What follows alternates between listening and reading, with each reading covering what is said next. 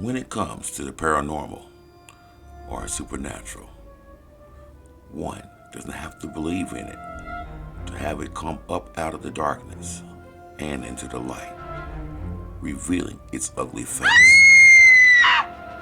These are the true tales in which it did just that. Back in the summer of 1977, a strange occurrence would plague the hood of Central City. It was an occurrence so bizarre and brutal that it would have the neighborhood devastated and without answers for many years to come. It all started when a group of neighborhood kids were roaming through the woods near Gish Park and would stumble upon the remains of a badly mutilated animal. At first glance, it was difficult for the boys to make out what exactly the carcass was. But upon further investigation by one of the boys, it became clear that what they were looking at were the remains of a domestic cat that had been somehow met its horrifying death at the hands of someone or something. What or who was unknown. A week or so would pass by, and the sight of what the boys saw on that dreadful day in the woods would leave their fresh young minds, and they would go on with their teenage everyday life. But it wouldn't take long for whatever had caused the unfortunate demise to the first cat to strike once again. Only this time in a more grotesque and gruesome fashion than it did the previous time before. Unfortunately, preying on yet another poor helpless cat. The discovery of the second cat was made coincidentally by the same group of boys whom had initially stumbled upon the remains of the first cat. Only this time, the one distinctive thing that immediately stuck out with the discovery of this cat was not only had it been severely mutilated, it was also missing one important thing, which just happened to be its head. It appeared to have been viciously ripped apart from the rest of the withered body based on the animal's remains. By now, word was starting to spread throughout the neighborhood about the horrible things that happened to both the cats. But still, no one knew who, what, or even why it was suddenly happening to only the cats in the neighborhood. At first, the people in the neighborhood had suspected that perhaps the cats had fallen prey to a wild dog or maybe even a pack of coyotes. But this theory didn't last long, because having the heads ripped from the body of the prey was totally unheard of, even by the most ruthless predators in the hood. Whatever was responsible for these gruesome acts was something far more sinister.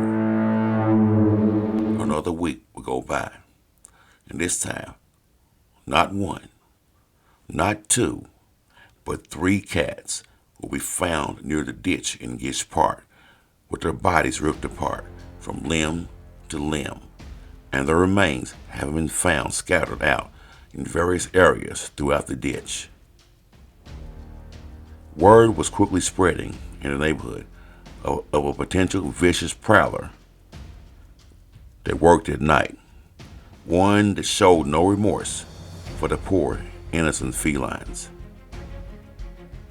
Soon after, fear would start to set in with several of the cat owners in the neighborhood, not knowing if in fact their precious fur babies would become yet another mutilated victim to who or what it was that was viciously taking their lives in the most horrific ways possible.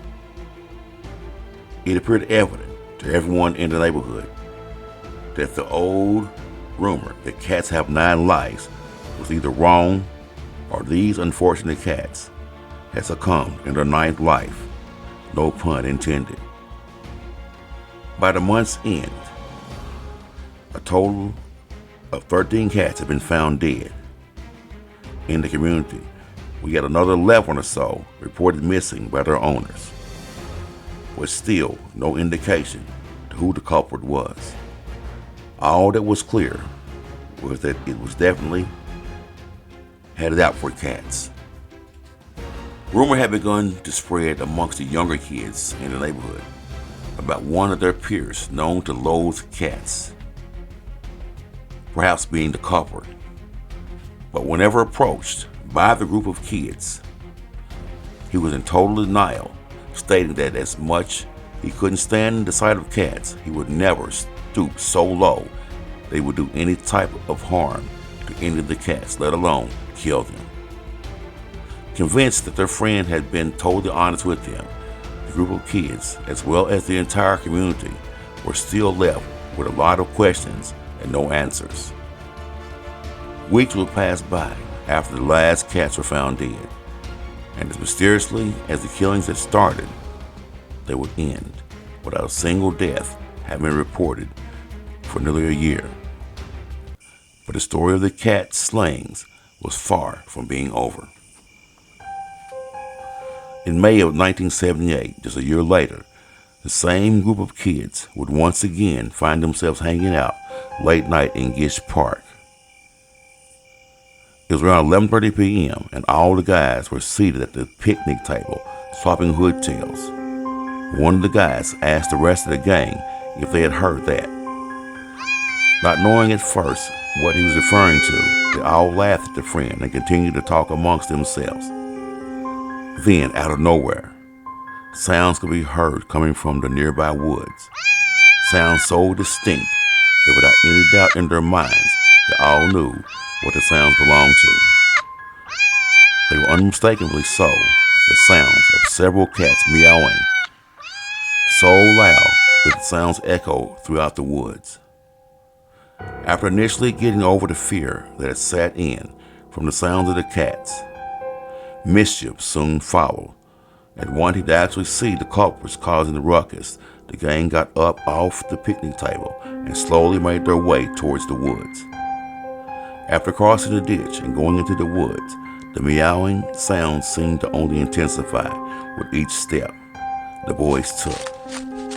But no matter how deep into the woods the boys traveled, they were unable to find the source for all of the meowing that they were hearing. From every section of the dark, dense woods, with their hearts pounding like a kettle drum, they all fled out of the woods as fast as they could, frightened to death from what had just occurred, with each one of them vowing to never step foot back into the woods, especially after dark. As time passed, others would come forth with tales of their own about the mysterious cat-like sounds that they too would hear while hanging out late night in Gish Park, and never once laying eyes on the alleged felines responsible for the terrifying sounds.